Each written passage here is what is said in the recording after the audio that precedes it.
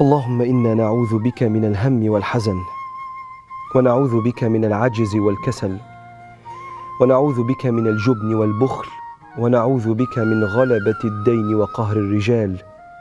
اللهم لا صبر لنا على البلاء، ولا قوة لنا على الفقر، فلا تحجب عنا رزقنا بذنوبنا، ولا تكل قلوبنا في التعلق بخلقك لقضاء حاجاتنا، وتول أنت كفايتنا، وانظر إلينا بعين الإحسان في جميع أمورنا، فبفضلك اللهم استغنينا، وبجودك يا ربنا أصبحنا وأمسينا.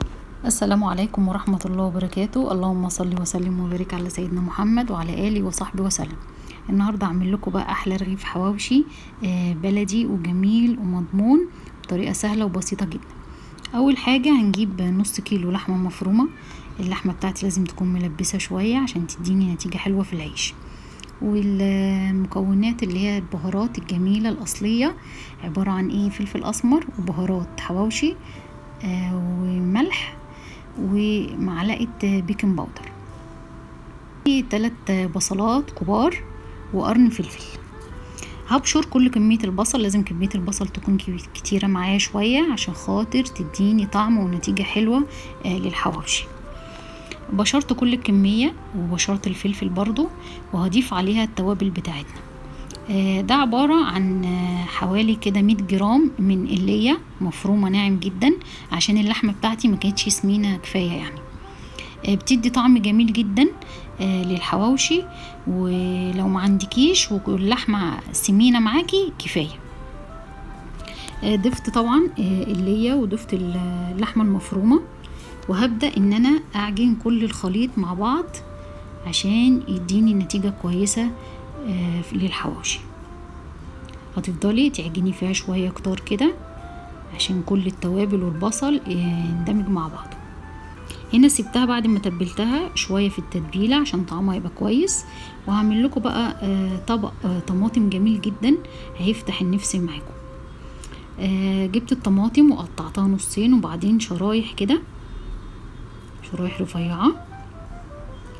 طريقة سهلة وبسيطة جدا، بس طبق الطماطم ده جميل قوي وهيفتح النفس معاك وانت بتاكلي، هيخليكي تاكلي الحواوشي كله. قطعت بقية الكمية بتاعة الطماطم بنفس الطريقة شرايح رفيعة كده، وبعدين هنعمل لها تتبيلة بسيطة جدا وطعمها جميل. عبارة عن نص معلقة كمون هضيفها على الطماطم، ونص معلقة شطة. لو انتي مش حابة الشطة ممكن تحطي بابريكا تديكي لون يعني. وهنجيب عصير ليمونة.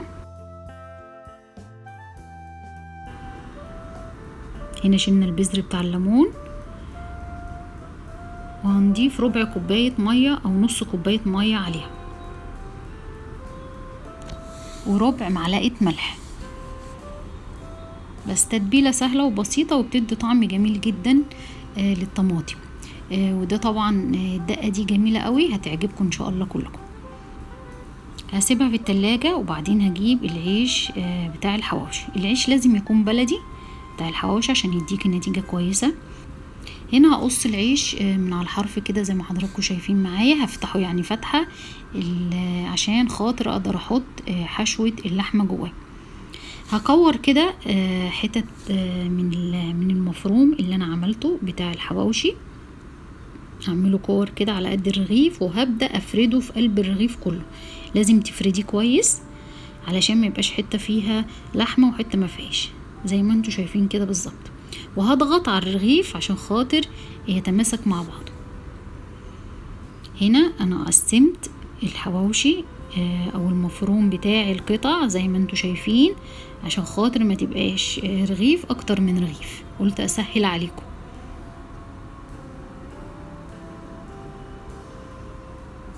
وهبدأ اجيب الرغيف اللي بعده وهفرد فيه كمية المفروم بتاعي بتاع الحواوشي. خلطة سهلة وجميلة قوي، وهتديكي طعم جميل جدا ورائع للحواوشي، احلى واجمل من بره طبعا. وحاجة مضمونة انت بتعمليها بايدك، مش زي ما بتجيبها من بره انت مش عارفة بتتعمل ازاي. بحب اعمل كل اكلاتي بايديا، ما بحبش اشتري حاجه جاهزه من بره، وبحاول ان انا اوفر لكم كل حاجه بتحبوها، ويا رب تعجبكم. وطبعا ما تنسوش اللايك والشير والسبسكرايب. وهنا جبت معلقتين زيت او سمنه زي ما تحبي علشان ادهن بيهم العيش من بره كويس، يبقى مقرمش من بره، حاجه بسيطه وجميل، وطعمه جميل قوي من جوه زي ما بتجيبي من بره بالظبط وبيعجبك. هنا خلصت كل الكميه، طبعا الفرن بتاعي سخن، هبدا ارص فيه العيش زي ما حضراتكم شايفين.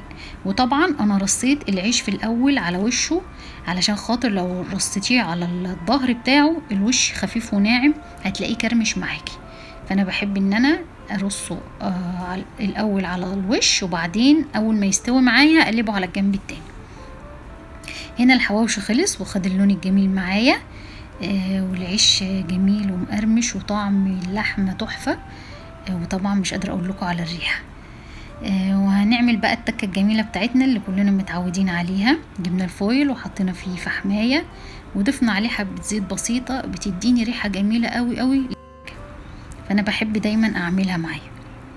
وهنا يكون خلص الحواوشي بتاعنا، ريحته جميله، واتمنى ان انتوا تجربوه وتقولوا لي رايكم. وشكرا جدا ليكم، والسلام عليكم ورحمه الله وبركاته.